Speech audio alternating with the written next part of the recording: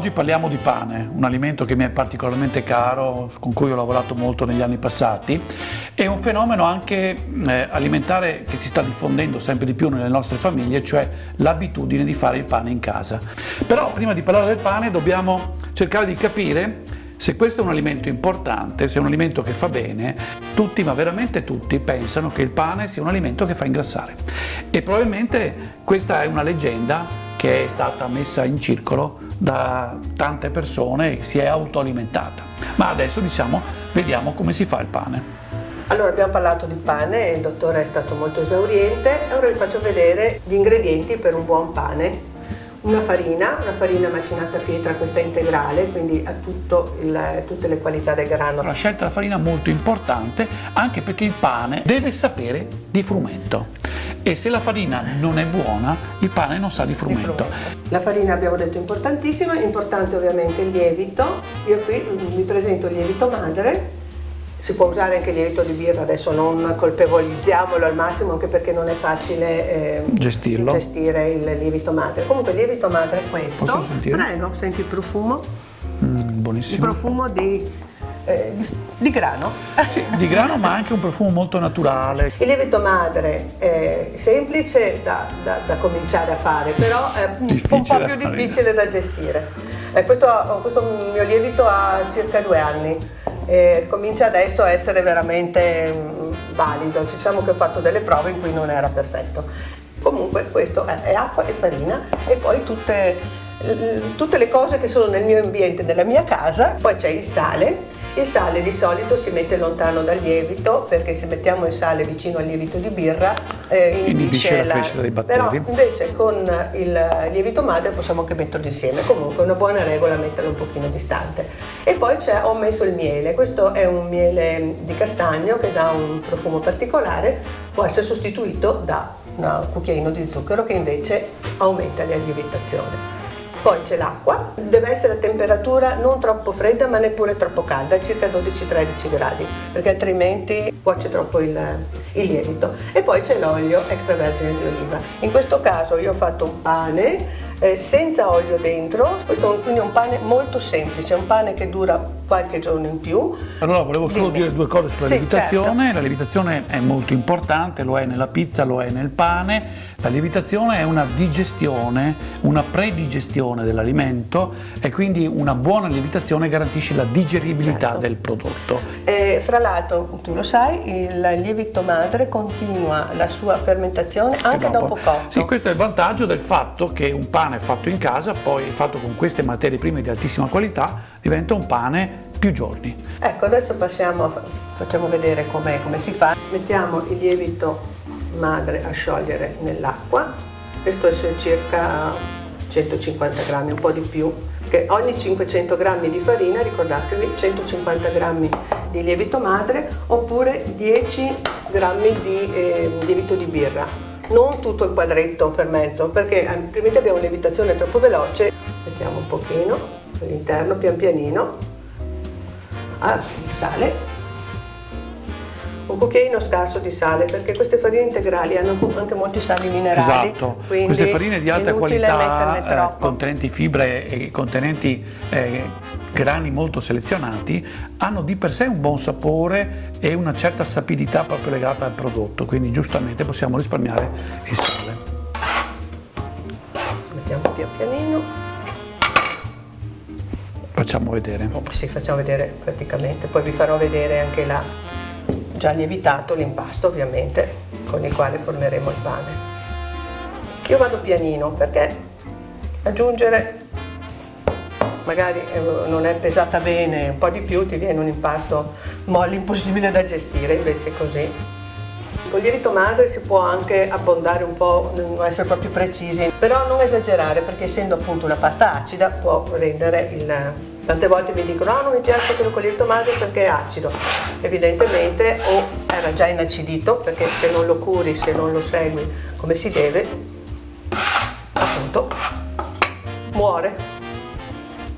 Mi prendo un pochino di farina, ma dovrebbe essere a posto, perché l'impasto non deve essere durissimo, deve essere abbastanza morbido.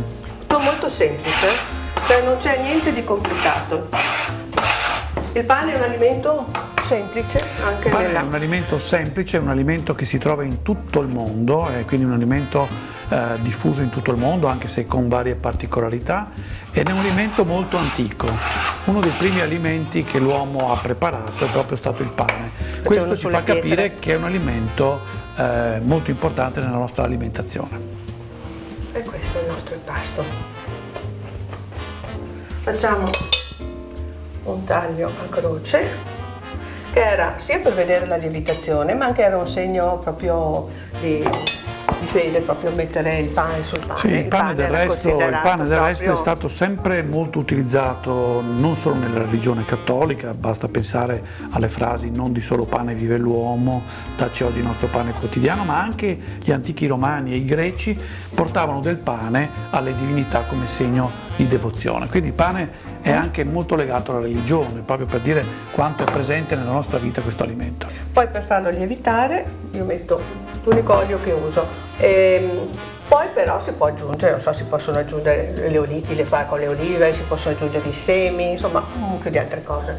Poi si copre, facciamo vedere una volta che abbiamo coperto così e lasciato lievitare. Quant'è il tempo che tu La lievitazione lasci? è piuttosto lunga. Allora, adesso fa caldo, quindi la temperatura è un pochino alta, aiuta, però minimo 4-5 ore la prima lievitazione, perché allora deve essere un po' lenta. E questa è la prima lievitazione. Dopo 4-5 ore praticamente deve raddoppiare il volume. Dopo parecchie ore di lievitazione, questo è l'impasto che abbiamo appena fatto, è diventato molto più morbido, vedete, e un po' più grosso.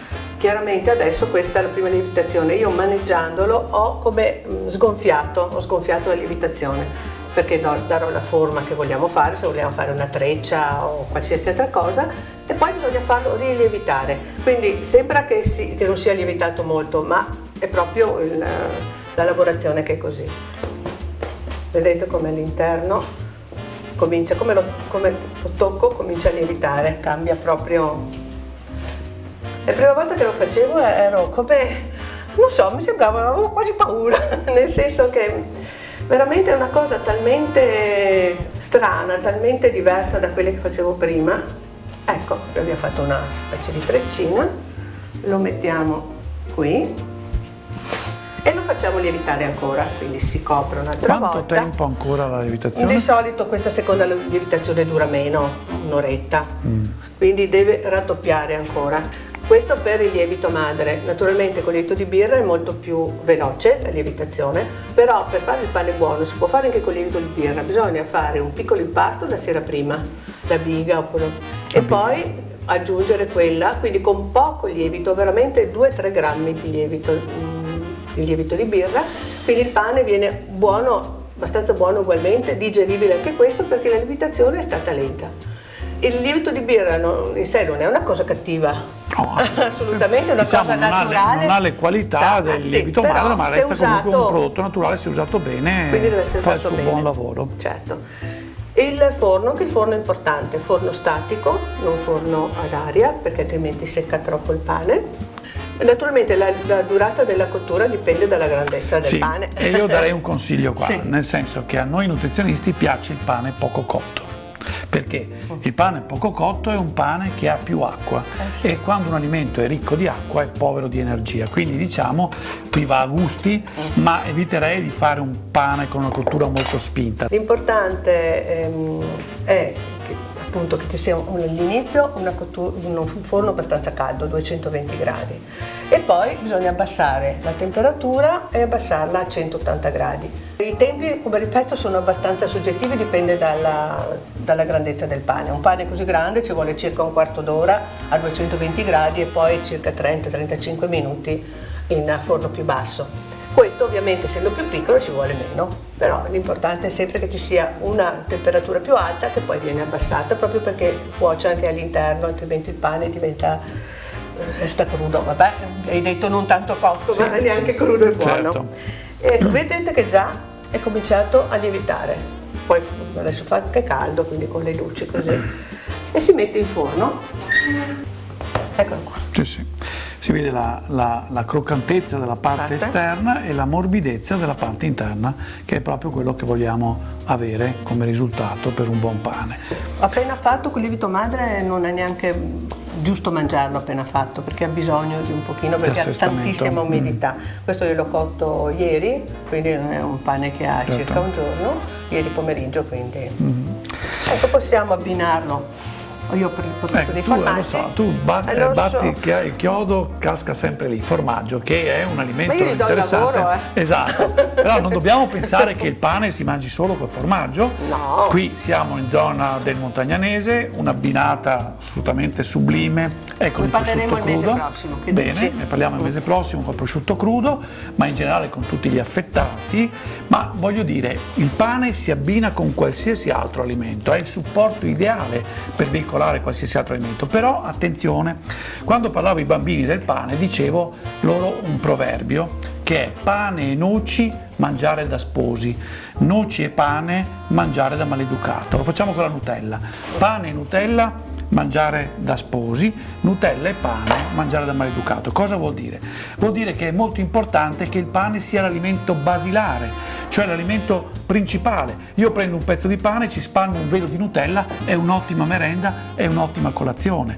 Se invece io prendo il vasetto di Nutella e con un pezzo di pane mi mangio tutta la Nutella, questo non va bene. Quindi ricordiamoci che il pane si può abbinare a tutto ciò che vogliamo, anche se molte persone lo mangiano tal quale e lo apprezzano tal quale. Certo. L'importante è che il pane rappresenti la parte principale del pasto e non sia semplicemente usato per fare la scarpetta e tirar su tipo così? Tutto il sugo che c'è sulla fine. Guarda che questa è una mostarda. Mostarda, quindi... no, io penso alla scarpetta sul piatto della pasta. Adesso ecco. Un po'.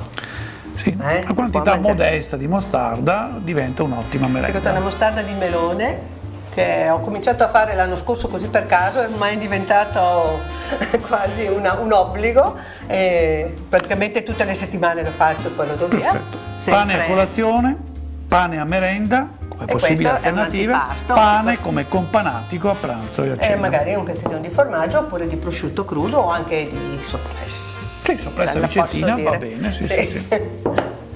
Oppure anche con le verdure, col pomodoro. È una bella assolutamente sì, pensiamo a una bruschetta, esatto, una bruschetta, ci mettiamo il pomodoro, un po' di aglio, l'olio extravergine d'oliva e viene una merenda tipicamente mediterranea, estremamente appetitosa, lo sai che estremamente fresca. A me piace non tostato, proprio così morbidino. Sì. Ci mettiamo 2 pomodorini. Sì. Pomodorini. Ci mettiamo anche una fogliolina di basilico. Potrebbe esserci anche un'acciuga. No, l'acciuga è rimasta a casa. Non ha voluto venire. Guarda un po'. Benissimo, poi abbiamo anche il colore. Un di sale. Perfetto. Eccoci qua. Ecco come usare il pane. A parte che poi diceva il dottore, è tanto buono così che... Si può mangiare anche da solo. Sì, non c'è nessuna controindicazione. Buone vacanze. Buone vacanze, ma ci rivediamo in agosto con qualche altra idea per la vostra tavola. Grazie e arrivederci. Arrivederci.